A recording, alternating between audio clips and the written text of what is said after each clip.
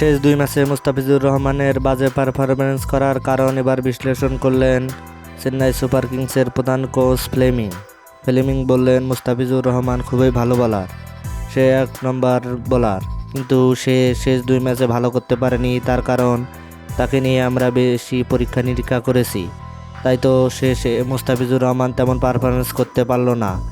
আর মাত্র 2-1 ম্যাচ খেলতে পারেন মুস্তাফিজুর রহমান, তাই তো মুস্তাফিজুর রহমানকে নিয়ে আর পরীক্ষা নিরীক্ষা আমরা করতে চাই না, কারণ মুস্তাফিজুর রহমানকে তার স্বাধীনতা দিয়ে আমরা খেলাতে চাই।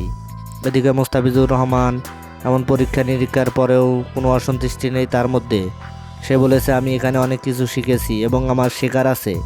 তাই তো মুস্তাফিজুর রহমানের কোনো অভিযোগ না থাকায় তার কোচের বিরুদ্ধে কোনো রকম অভিযোগ করেননি তিনি বলেছেন, আমি এখানে এসেছি সর্বোচ্চটুকু দেওয়ার জন্য, কারণ চেন্নাইয়ের হয়ে খেলা আমার স্বপ্ন ছিল, আমি তা পূরণ করতে পেরেছি।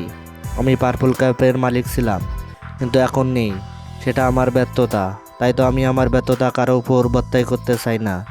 হ্যাঁ দর্শক, আপনি কি মনে করেন মুস্তাফিজুরের উপর পরীক্ষা নিরীক্ষা বেশি হয়ে গেছে? তাহলে অবশ্যই আপনার মূল্যবান মতামত কমেন্ট বক্সে জানিয়ে দিবেন। ধন্যবাদ। আল্লাহ হাফেজ।